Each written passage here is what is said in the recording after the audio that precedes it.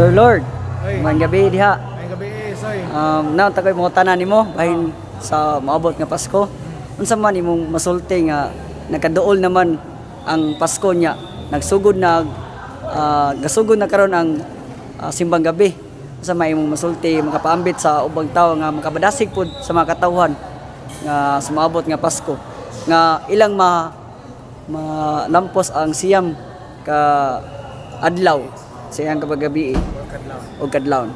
Okay mga igsoon ko diha ni Kristo kining simbang gabi sa ni ka tradisyon natong mga Pilipino unya dunay indulhensya ang pagtambong nato sa siyam ka mga gabi nga misa or kanang po kadlawon nga misa di Galio.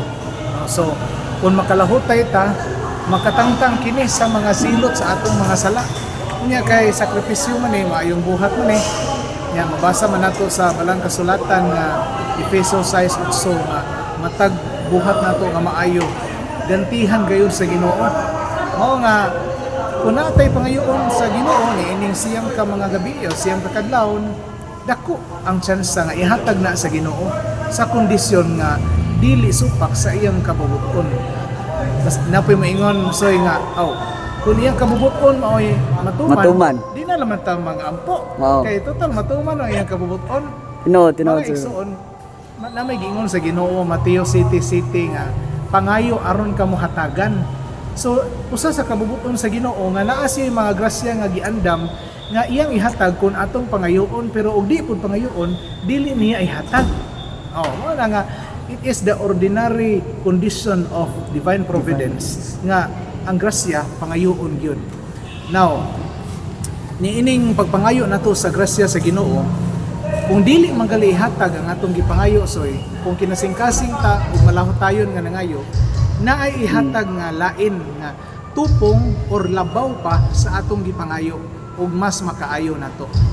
Mao na nga simba mo kada misa di Galio or kini bang simbang gabi siyam ka adlaw sa di pang Pasko kay sigurado gayud kung mangayo ka naagyo ihatag ang Ginoo soy whether ang imong gipangayo or lain o labaw pa ni ana basta sincero ug kinasingkasing ka nga nangayo ug ang imong kasing-kasing mapaubsanon ug masaligon sa Ginoo.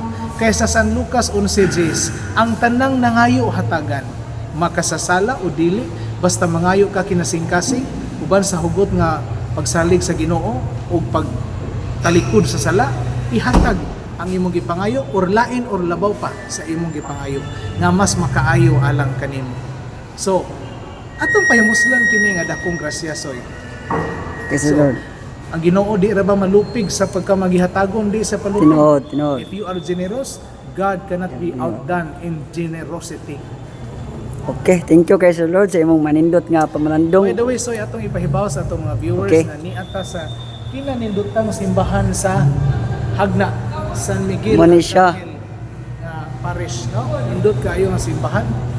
Abi ninyo mga igsoon, mas dagha grasya ang misa sa simbahan nga bungga, simbahan nga gihaguan, gisakripisyuhan, gigastuhan gyud sa mga tao. Kay ngano man, the more effort ang gihatag sa mga tao, nagpaluyo ana ang the more nga ang gugma sa Ginoo para gugma nila para sa Ginoo mo nang suklian pud sa Ginoo daghang grasya.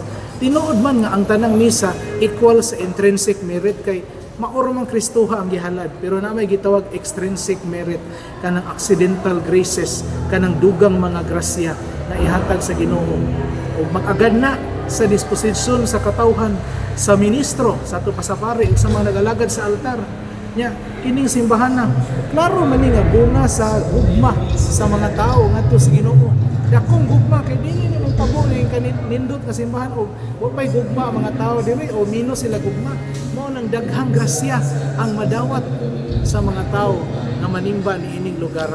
So congratulations sa St. Michael the Archangel Parish sa Okay.